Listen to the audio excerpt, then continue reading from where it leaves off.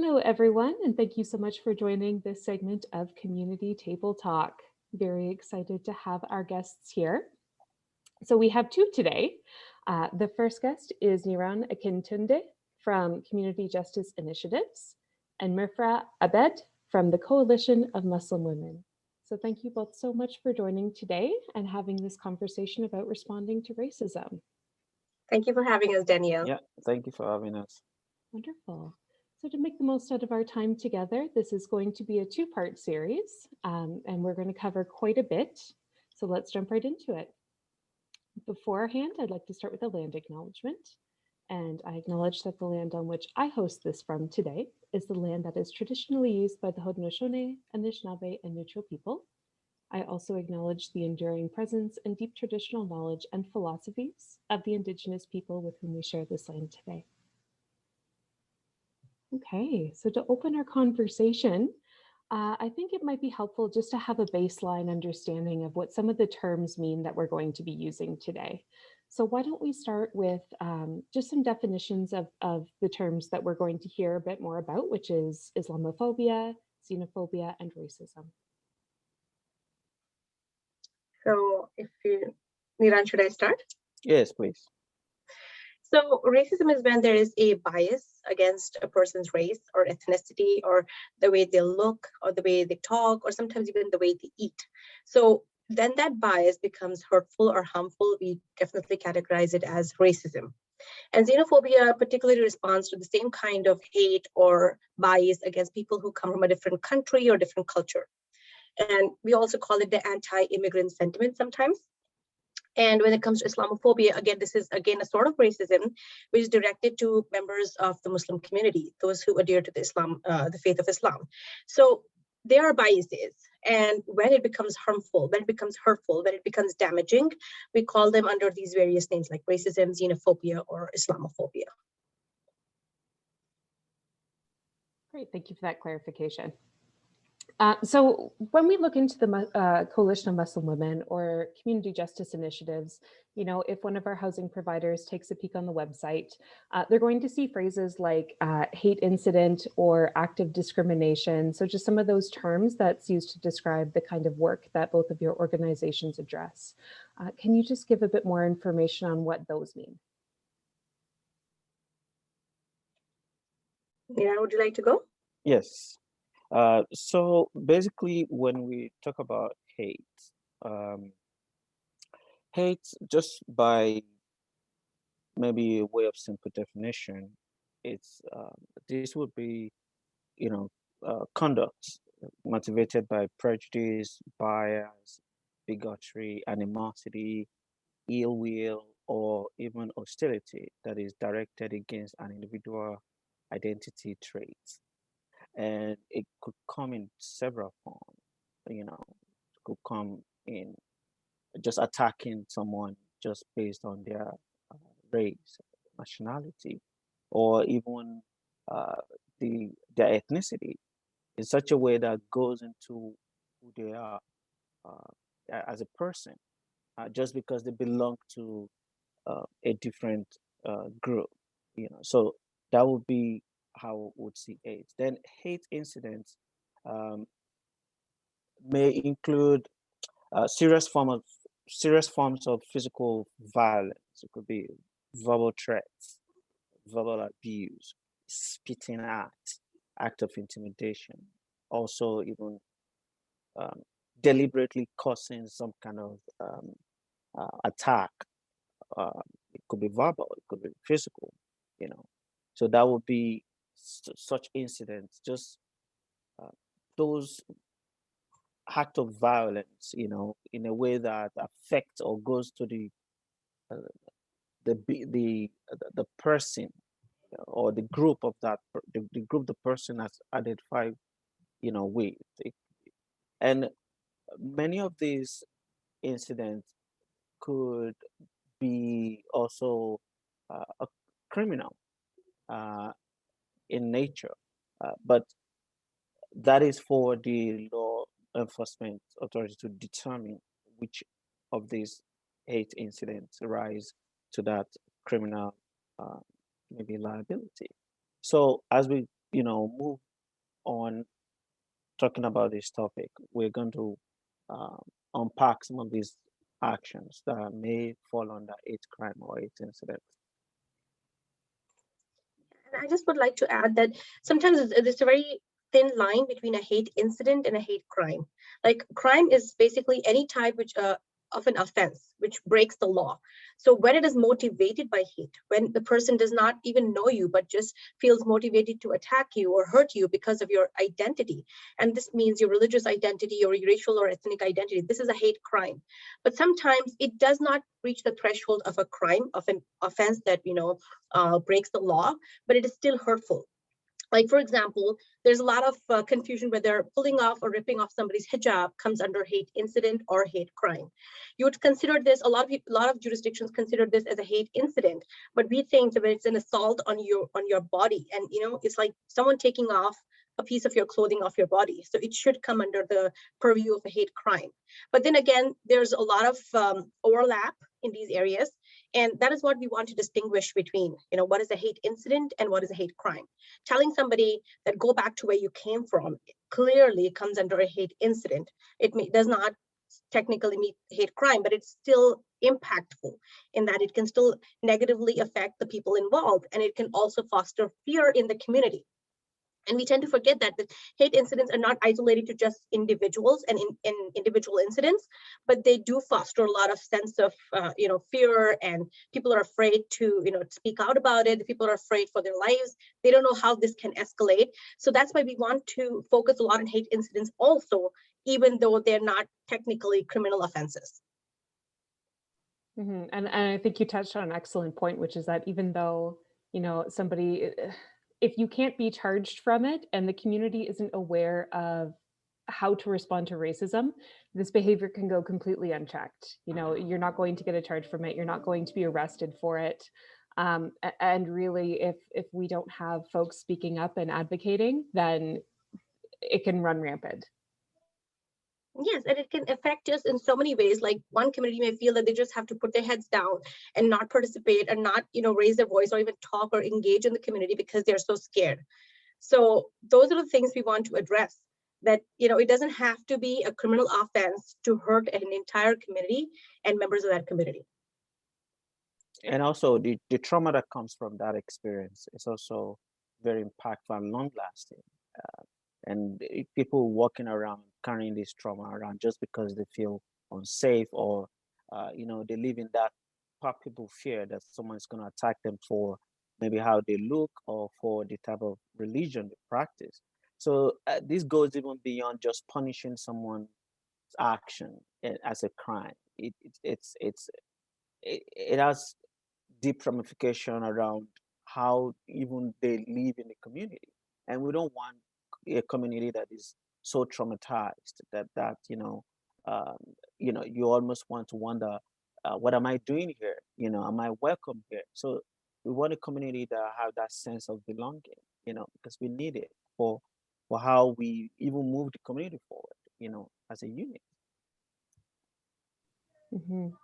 So my question then would be, for folks who are in a position of privilege where this doesn't happen to them, they may not know about how frequently or whether or not it does happen in their own community. So is this something that impacts Kitchener-Waterloo? I would say I wouldn't restrict it to Kitchener-Waterloo. I think anywhere, and anywhere in Canada, anywhere in the world, if there is hate, if there is discrimination, if there is racism, it affects that community negatively. And we tend to think as if, these acts of racism affect only those communities that are impacted, like Islamophobia only affects Muslims, for example. That is a myth. But when one community feels harmed, the entire community as a whole, the larger community, also is impacted. And we tend to forget that connection. And I really can't reinforce that enough, that safer communities, when everyone is safe, then the entire community is safe. Even if one section is threatened, that community is not optimally, being productive that way. So yeah, so it's not just restricted to Kitchener-Waterloo, but we are obviously focusing on Kitchener-Waterloo. In fact, just as a follow-up to that, the whole idea behind the program called Sulah, that is, the that's been coordinated by the Coalition of Muslim Women of Kitchener-Waterloo and CJI, Community Justice Initiative, came about as a result of a report, that of on the level of hate incidents, especially Islamophobia. And in that report, it was, considered that the whole idea of not just sitting by and doing nothing, it's not an option. And that was why we have Sulah today as a way to, sensitize the community and also address the impact of hate incidents, in Kitchener-Waterloo. So it is there. It's an everyday experience for a lot of people, but because they don't know, most of them may be new to this community or may even not understand how or where to go. So they carry that trauma everywhere, for a long time. So yes, it's in Kitchener-Waterloo, just like it is everywhere. And I just want to add to that is that, yes, there's not enough people reporting it. There are not enough people talking about it. And to that end, the Coalition of Muslim Women of KW has recently, in fact, last week, launched a hate reporting tool. There is a helpline that you can, if you witness or experience any kind of hate which stems from racism, xenophobia, or Islamophobia, you can call us, WhatsApp us, send us a voice message, you can text us, you can email us, you can check out website reportinghate.ca. And we don't just document the hate, but we also offer supports, one-on-one supports. And a very key support is Sulah, that is mediation. Because a lot of time, the victims don't really want to go to the police. They don't want to go to law enforcement. They don't think that it meets the threshold. And there are multiple reasons why people don't come forward.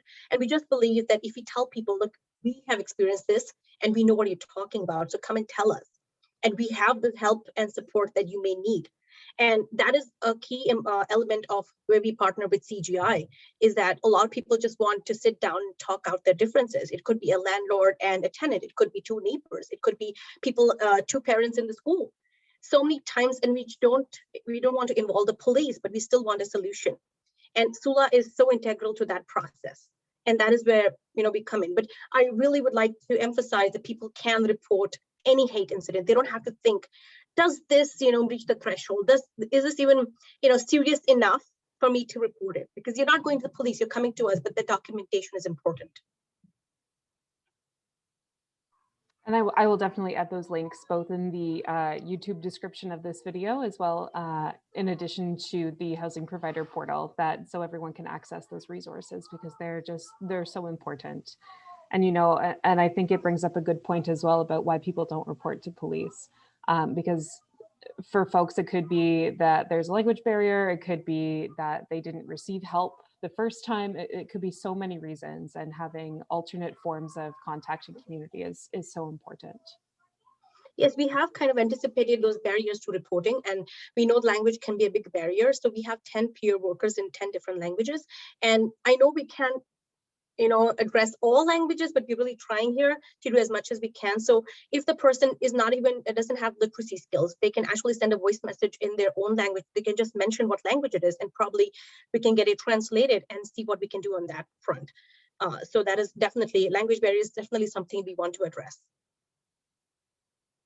Perfect. So in instances where there is Islamophobia, racism, hate incidences, is that always done in an intentional way, or can people act in this way without meaning to be racist or Islamophobic or xenophobic? Should I go, Niran? Do you want to go? Yeah, I can, just start, that. So one, I think we don't want to either rationalize or diminish the effect of this behavior. But we also recognize that we don't want to shut people down, when they act in a certain way. We want to give people the opportunity to learn or even unlearn some of the ideas that they may have maybe, learned somehow or imbibed in certain ways, or maybe how they grew up may have influenced some of the, the motivating principle, making them to behave in a certain way. But yes, people can act just maybe out of anger, maybe just to, in the heat of passion, they just wanted to get back at someone and do something in a racist way, but that doesn't even mean that you can start to talk, with such people, because the whole idea is for us to learn from one another in a way that benefits the community. We don't want to shut people down. We don't want to give labels to people so that, we don't get a chance to talk with them, So yes, people can act maybe knowingly or unknowingly, whether consciously or unconsciously. But the whole idea is for us to not be part of the problem, for us to um, respect other people in a way that does not attack who they are, or maybe or the type of religion they do, because we need that for the purpose of the harmony that we need in our community.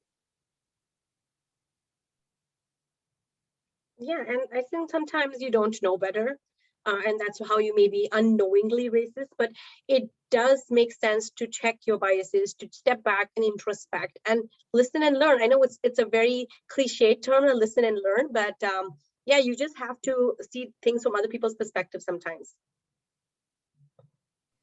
Yeah, and if it's okay with both of you, I'd like to take this opportunity to unpack microaggression a little bit, if that's okay with you, just what it is and how it kind of plays into this maybe conscious or unconscious discrimination.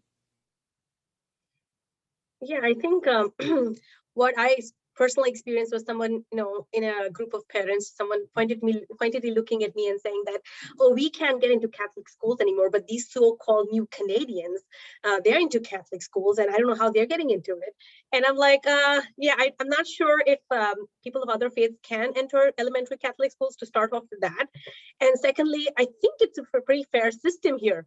But then that didn't stop. It just went in argument after argument. Oh no, but can I get into your school, for example, in my school, and that sort of thing. So this is definitely an example of microaggression, is that you just want to put the opposite person into a spot, and people don't realize how uncomfortable it can be for a person who looks different and who has probably an accent. And when you say you people and you, and that othering of a particular community, like we all are parents of a particular school, and we're sitting down on this was before COVID, of course, and people to point out passive aggressively saying, oh, you guys are the problem because you've come here.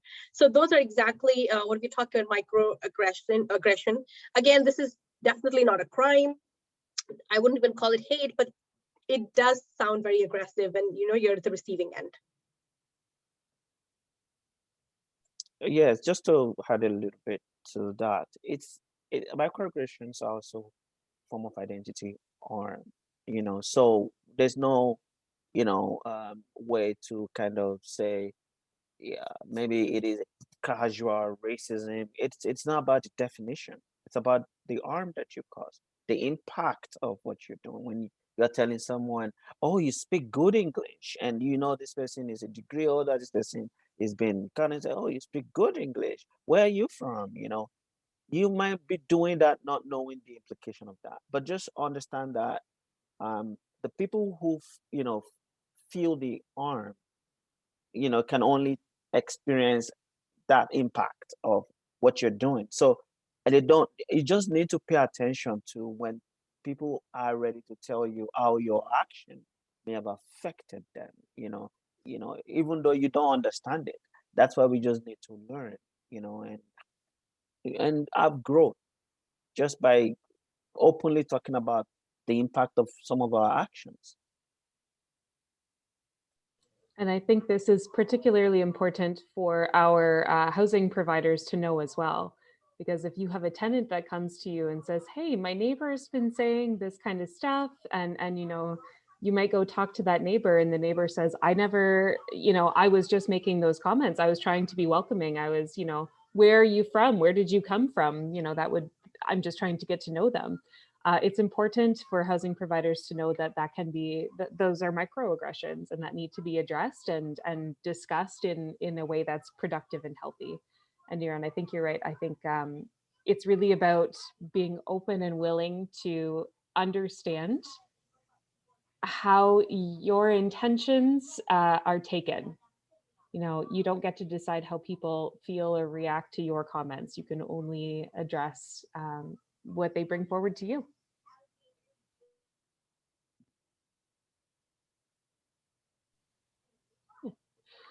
So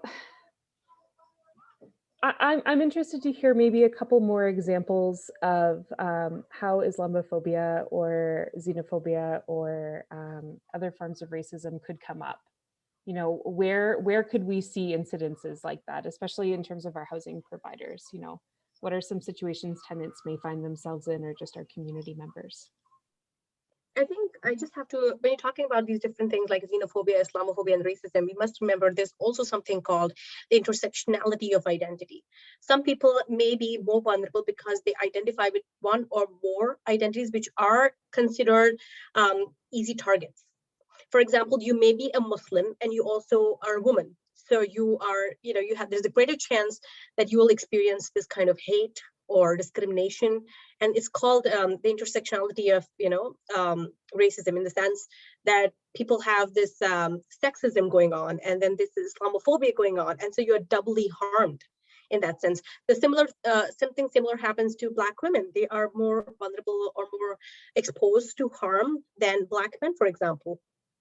And also people, you can have so many multiple identities going on with them. You could be Asian, you could be woman, you could also be speaking in a very, very thick accent. So there's xenophobia at play here as well.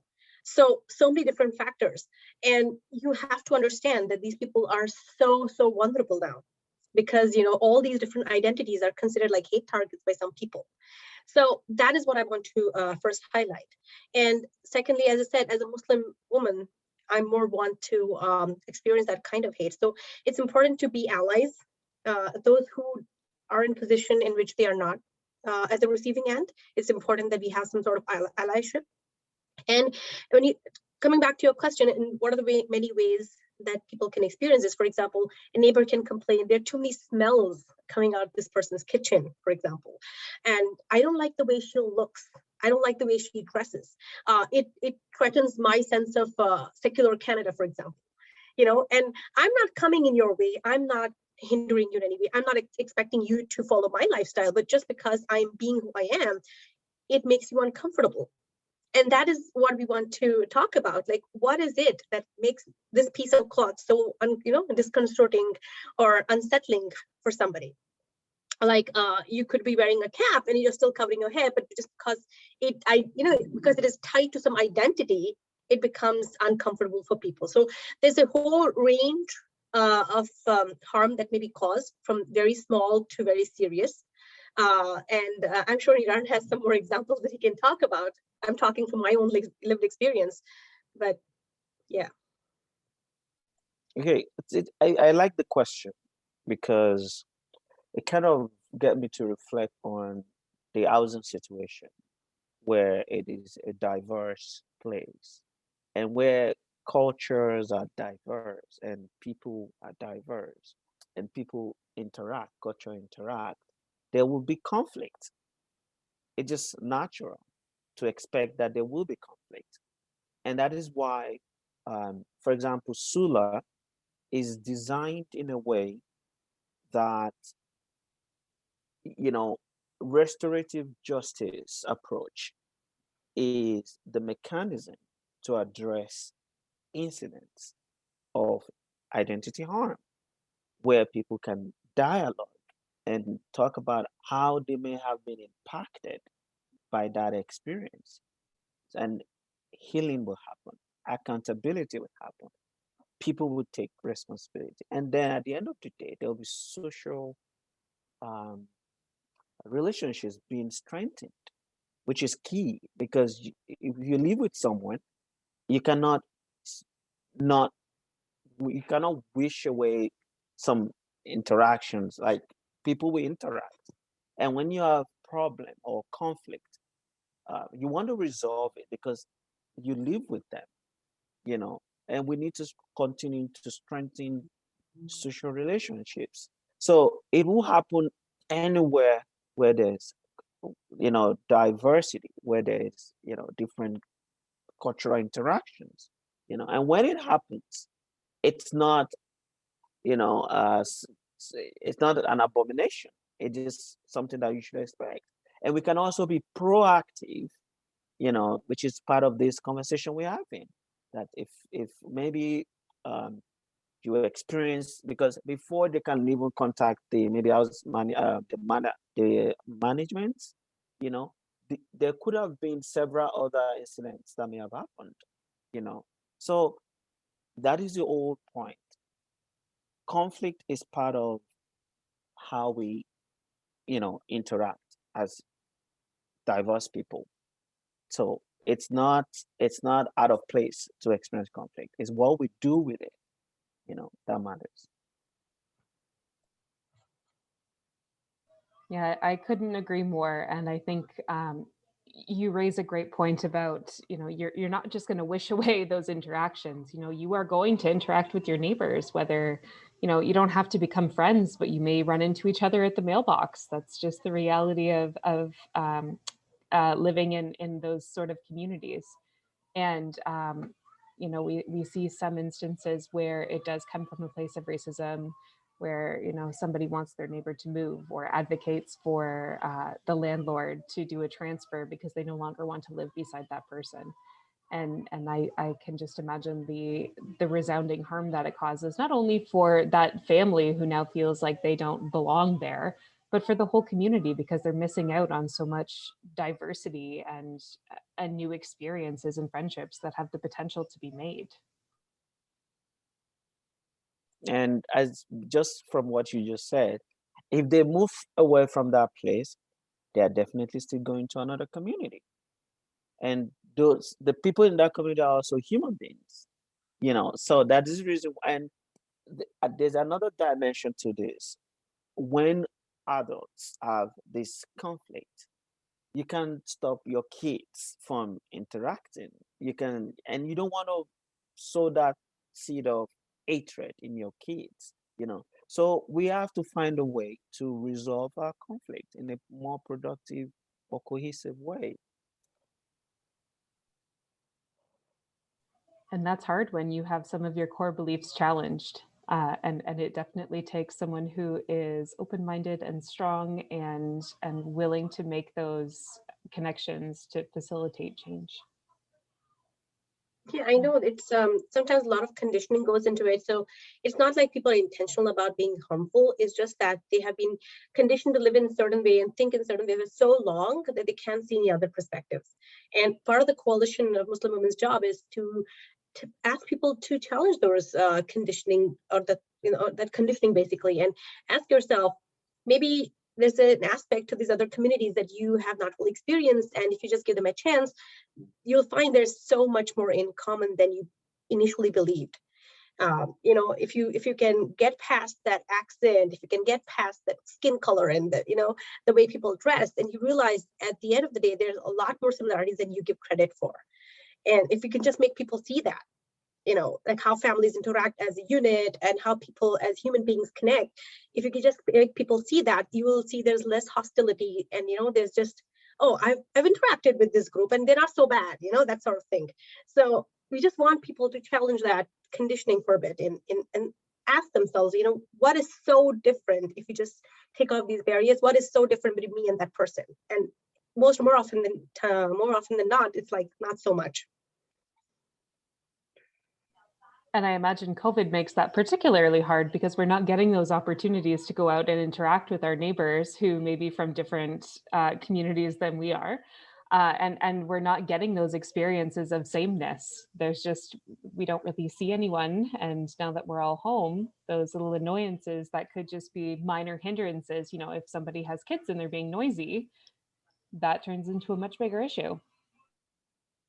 I just want people to realize that if it's difficult sometimes within families to find peace, you know, because the kids are talking, you're trying to get a Zoom call done. So just try to understand everybody's going through this. It's not like everybody wants their kids to go to school, but they can't, and everybody's dealing with this. So if it's happening within the family level, it's going to happen within the building or the community that you're living in.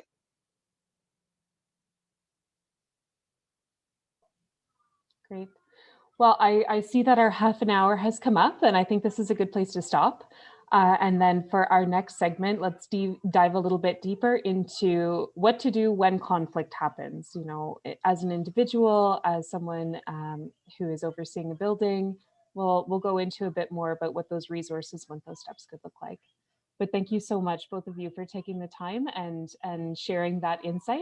And I look forward to our next segment. Thank you. Thank you.